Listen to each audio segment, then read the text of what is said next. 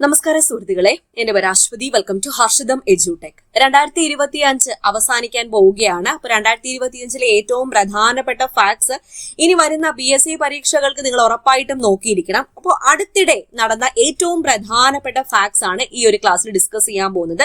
ഒറ്റ ക്ലാസ്സിൽ നിന്നും 2-3 മാർക്ക് നിങ്ങൾക്ക് ലഭിക്കത്തക്ക രീതിയിൽ തെരഞ്ഞെടുത്ത ഏറ്റവും പ്രധാനപ്പെട്ട ഫാക്ട്സ് മാത്രമേ ഉള്ളൂ. അപ്പൊ ക്ലാസ് കഴിഞ്ഞിട്ട് ഇതൊന്ന് റിവൈസ് ചെയ്യാൻ വേണ്ടിയിട്ട് ക്ലാസ്സിന്റെ PDF നമ്മുടെ ഹർഷിതം എഡ്യൂടെക്കിന്റെ ടെലഗ്രാം ചാനലിൽ ഇട്ട് തന്നേക്കാം. അപ്പൊ നിങ്ങൾക്ക് ഡൗൺലോഡ് ചെയ്ത് പഠിക്കാവുന്നതാണ്. അപ്പൊ ക്ലാസ്സിലേക്ക് പോയാലോ? ടെലഗ്രാം ചാനൽ ജോയിൻ ചെയ്യാത്തവരുണ്ടോ? ഉണ്ടെങ്കിൽ ഫസ്റ്റ് കമന്റ് ഒന്ന് ചെക്ക് ചെയ്താൽ മതി. ലിങ്ക് ഞാൻ പിൻ ചെയ്ത് വെച്ചേക്കാം. ആദ്യത്തെ ചോദ്യം നോക്കാം.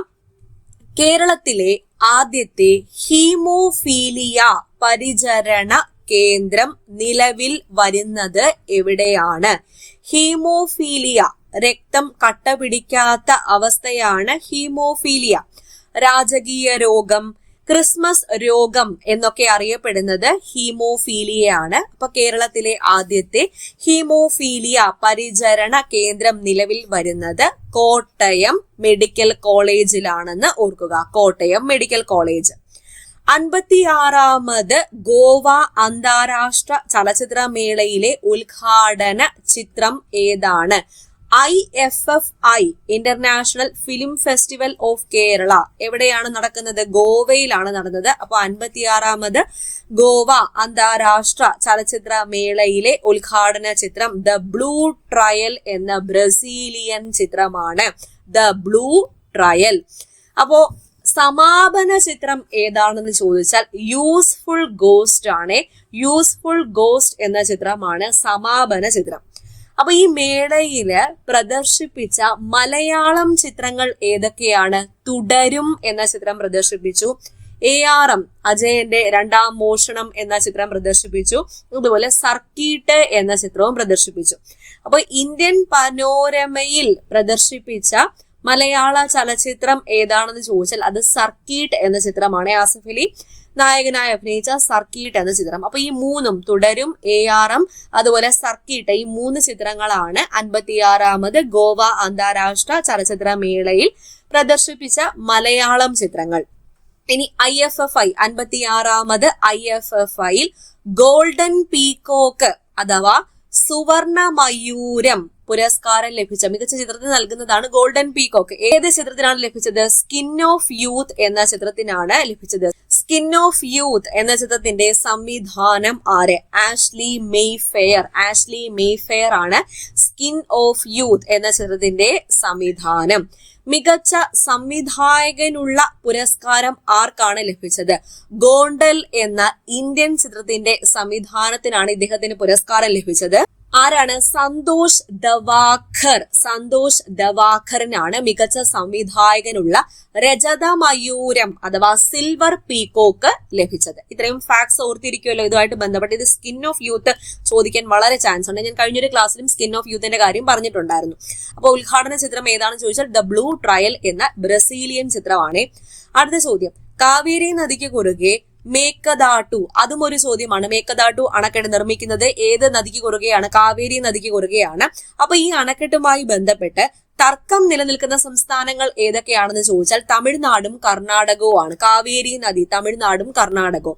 അപ്പൊ ഈ പറഞ്ഞ 3 ചോദ്യവും കിട്ടിയോ? അപ്പൊ നമ്മുടെ ഹർഷിതം എഡ്യൂടെക് ആപ്പിലെ ഇനി വരാനിരിക്കുന്ന VFA, CEO, CPO, WCPO, fireman മുതലായ പരീക്ഷകൾക്ക് വേണ്ടിയിട്ട് പുതിയ ബാച്ചുകൾ ആരംഭിക്കുകയാണ്.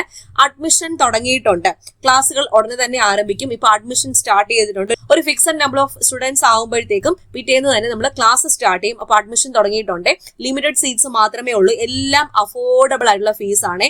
VFA 1799 ഉള്ളൂ. പ്രിലിംസും മെയിൻസ് ഇൻക്ലൂഡഡ് ആണ്. പിന്നെ എല്ലാ ബാച്ച് കോഴ്സുകളും എക്സാം വരെ വാലിഡിറ്റി ഉള്ള ബാച്ച് കോഴ്സുകളാണ്. സ്പെഷ്യൽ ടോപ്പിക്സ് ഉണ്ടെങ്കിൽ അതുകൂടി ഉൾപ്പെടെ എല്ലാ കാര്യങ്ങളും ആ ബാച്ച് കോഴ്സിൽ തന്നെ അടങ്ങിയിരിക്കും. അതായത് ഫോർ എക്സാമ്പിൾ ഇപ്പൊ CPOയുടെ ബാച്ച് കോഴ്സ് ആണെങ്കിൽ സ്പെഷ്യൽ ടോപ്പിക്സ് ഉൾപ്പെടെ ഷോർട്ട് കറണ്ട് അഫയേഴ്സും മന്ത്ലി കറണ്ട് അഫയേഴ്സും NCERTയും പഴയ CRTയും പുതിയ CRT എല്ലാം ഫുൾ സിലബസ് കവറേജും എല്ലാം ഉണ്ടായിരിക്കും. അങ്ങനെയാണ് ഓരോ ബാച്ച് കോഴ്സും ഞാൻ അറേഞ്ച് ചെയ്തിരിക്കുന്നത്. അപ്പൊ ഹർഷിതം എഡ്യൂടെക് ആപ്പിലാണ് ക്ലാസ്സുകൾ എല്ലാം വരുന്നത്. എല്ലാ ലെവൽ ഓഫ് PSC എക്സാമിനും ബാച്ച് കോഴ്സുകൾ അവൈലബിൾ ആണ്. ഡിഗ്രി ലെവലും അതുപോലെ 10th level, +2 level, company LGS എല്ലാം അവൈലബിൾ ആണ്. അപ്പൊ ആപ്പ് ഡൗൺലോഡ് ചെയ്ത് നിങ്ങൾക്ക് ആവശ്യമുള്ള കോഴ്സ് എടുക്കാവുന്നതാണ്. ഡൗൺലോഡ് ചെയ്യാനുള്ള ലിങ്ക് ഞാൻ ഫസ്റ്റ് കമന്റിലും ഡിസ്ക്രിപ്ഷൻ ബോക്സിലും കൊടുത്തേക്കാം. പ്ലേ സ്റ്റോറിൽ ഹർഷിതം എഡ്യൂടെക് എന്ന് സെർച്ച് ചെയ്താലും ആപ്പ് കിട്ടുന്നതായിരിക്കും. അപ്പോൾ ഈ ചോദ്യങ്ങൾ കിട്ടിയില്ലേ? അടുത്ത ചോദ്യത്തിലേക്ക് പോവാം. 2025 ഒക്ടോബർ മാസം ആസിയാൻ കൂട്ടായ്മയിലെ 11ാമത്തെ അംഗരാജ്യമായത് ഏത്? കിഴക്കൻ തിമൂർ ആണ് ആസിയാൻ കൂട്ടായ്മയിലെ 11ാമത്തെ അംഗരാജ്യം. ASEAN, association of south east Asian nations. ആസിയാന്റെ 11ാമത്തെ അംഗം ഏതാണെന്ന് ചോദിച്ചാലും കിഴക്കൻ തിമൂർ ആണ്. 19ാമത് ഡിജിറ്റൽ ട്രാൻസ്ഫോർമേഷൻ കോൺക്ലേവ് പുരസ്കാരത്തിൽ ഈ ഗവേണൻസ്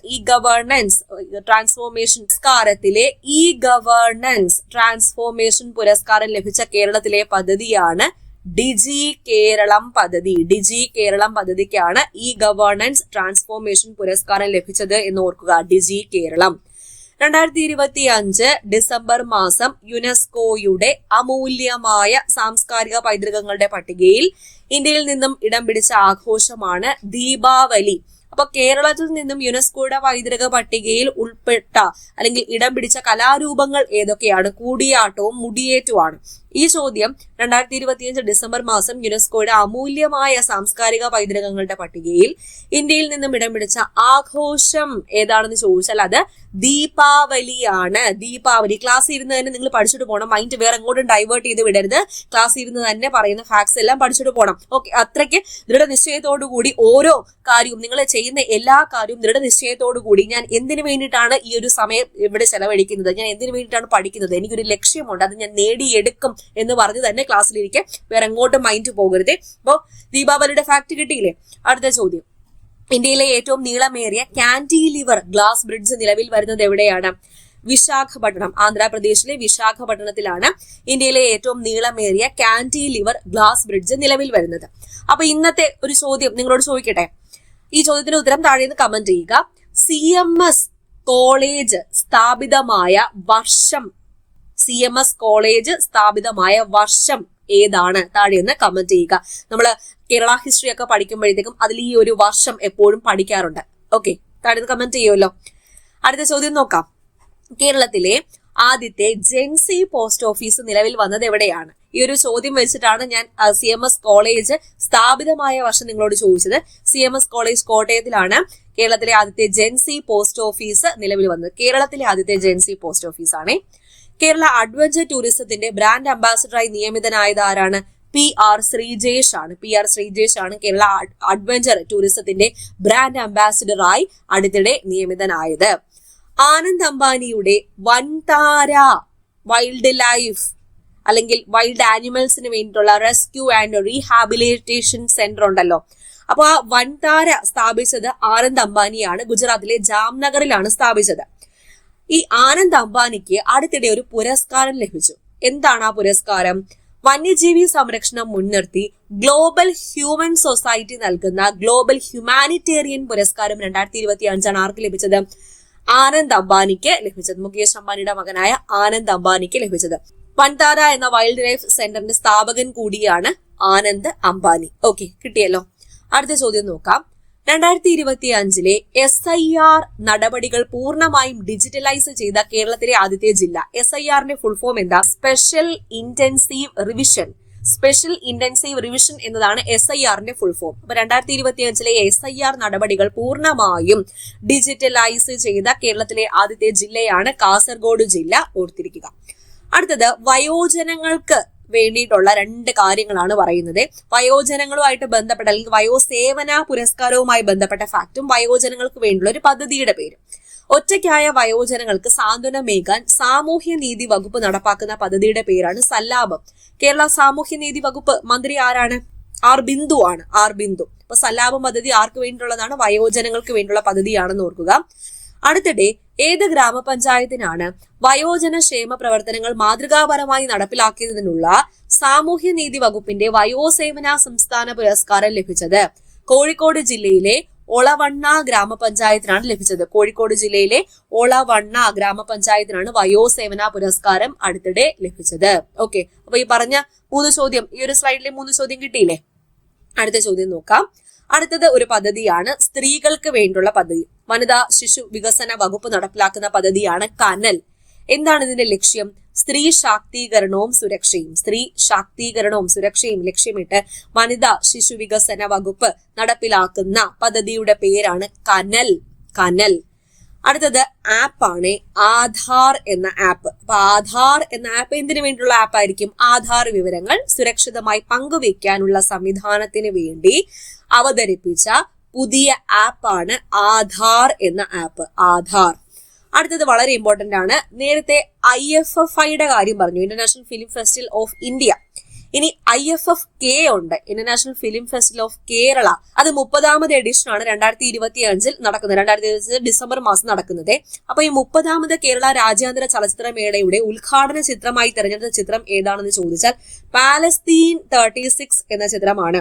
1936 പാലസ്തീൻ കലാപവുമായി ബന്ധപ്പെട്ട അല്ലെങ്കിൽ പാലസ്തീൻ കലാപത്തിന്റെ ചരിത്രം പറയുന്ന ചിത്രമാണ് പാലസ്തീൻ 36 എന്ന ചിത്രം. ഈ ചിത്രത്തിന്റെ സംവിധായികയാണ് ആൻ മേരി ജാസിർ സംവിധാനം ചെയ്ത പാലസ്തീൻ 36 എന്ന ചിത്രമാണ് 30ാമത് കേരള രാജ്യാന്തര ചലച്ചിത്രമേളയുടെ ഉദ്ഘാടന ചിത്രമായിട്ട് തെരഞ്ഞെടുത്തിരിക്കുന്നത്. അടുത്ത ചോദ്യം, 2026 ഓസ്കാർ പുരസ്കാരത്തിൽ മികച്ച അനിമേറ്റഡ് ഫീച്ചർ വിഭാഗത്തിൽ മത്സരിക്കുന്ന ഇന്ത്യൻ ചലച്ചിത്രം 3Dയിൽ ഇറങ്ങിയ ചിത്രമാണ് മഹാവതാർ നരസിംഹ എന്ന ചിത്രമാണ് 2026 ഓസ്കാർ പുരസ്കാരത്തിൽ മികച്ച അനിമേറ്റഡ് ഫീച്ചർ വിഭാഗത്തിൽ മത്സരിക്കുന്ന ഇന്ത്യൻ ചലച്ചിത്രം. ഓക്കെ, 2026 ലോക പുസ്തക തലസ്ഥാനമായി യുനെസ്കോ തെരഞ്ഞെടുത്തത് റബാത്ത് ഏത് രാജ്യത്തിന്റെ ക്യാപിറ്റലാ? മൊറോക്കോയുടെ ക്യാപിറ്റലായ റബാത്ത് ആണ് 2026 ലോക പുസ്തക തലസ്ഥാനമായി യുനെസ്കോ തെരഞ്ഞെടുത്തത്. ഓക്കെ, സമ്പൂർണ്ണ ISO സർട്ടിഫിക്കേഷൻ ലഭിച്ച കേരളത്തിലെ ആദ്യത്തെ ജില്ലാതല കുടുംബശ്രീ യൂണിറ്റ് ആണ് കൊല്ലം ജില്ലാതല കുടുംബശ്രീ യൂണിറ്റ് സമ്പൂർണ്ണ ISO സർട്ടിഫിക്കേഷൻ ലഭിച്ചു എന്ന ഫാക്ട് ഓർക്കുക. ഇത് ഇമ്പോർട്ടന്റ് ഉള്ള ചോദ്യമാണ്, പ്രതീക്ഷിത ചോദ്യം. അടുത്തത് കഴിഞ്ഞൊരു പരീക്ഷയ്ക്ക് PSC ചോദിച്ചതാണ്, 2 ദിവസം മുന്നേ നടന്നൊരു പരീക്ഷയ്ക്ക് ചോദിച്ചതാണ്. ചോദ്യം നോക്കാം. മഹാത്മാഗാന്ധി ദേശീയ ഗ്രാമീണ തൊഴിലുറപ്പ് പദ്ധതിയുടെ ഭാഗമായി കേരളത്തിലെ ഗോത്ര ജനതയ്ക്ക് 100 തൊഴിൽ ദിനങ്ങൾക്ക് പുറമേ കൂടുതൽ തൊഴിൽ ദിനങ്ങൾ ലഭ്യമാക്കുന്ന കേരള ഗവൺമെന്റിന്റെ പദ്ധതിയുടെ പേരാണ് കേരള ട്രൈബൽ പ്ലസ്. അപ്പൊ മഹാത്മാഗാന്ധി ദേശീയ ഗ്രാമീണ തൊഴിലുറപ്പ് പദ്ധതി പ്രകാരം 100 തൊഴിൽ ദിനങ്ങളാണ് ഉറപ്പ് നൽകുന്നത്. അപ്പൊ ഈ 100 തൊഴിൽ ദിനങ്ങൾക്ക് പുറമേ കൂടുതൽ തൊഴിൽ ദിനങ്ങൾ ലഭ്യമാക്കുന്ന കേരള ഗവൺമെന്റിന്റെ പദ്ധതിയുടെ പേരെന്താണ്? കേരള ട്രൈബൽ പ്ലസ് എന്നതാണ്. Kerala tribal plus. ഓക്കെ, അപ്പൊ ഇന്ന് ഡിസ്കസ് ചെയ്ത 20-ലധികം ചോദ്യങ്ങൾ നിങ്ങൾക്ക് മനസ്സിലായല്ലോ. അപ്പൊ എല്ലാം പ്രധാനപ്പെട്ട ഫാക്ട്സ് ആണെന്ന് മനസ്സിലായില്ലേ? 2-3 മാർക്ക് ഒറ്റ ക്ലാസ്സിൽ തന്നെ കിട്ടുമെന്ന് മനസ്സിലായില്ലേ? അപ്പോ ഇതിന്റെ PDF നമ്മുടെ ടെലഗ്രാം ചാനൽ ഞാൻ ഇട്ടേക്കാം, ഡൗൺലോഡ് ചെയ്യുക, ഒന്ന് റിവിഷൻ അടിച്ച് പഠിക്കുക. ഓക്കെ, നേരത്തെ പറഞ്ഞതുപോലെ ഹർഷിതം എഡ്യൂടെക് ആപ്പിൽ പുതിയ ബാച്ചുകളിലേക്കുള്ള അഡ്മിഷൻ തുടങ്ങിയിട്ടുണ്ട്.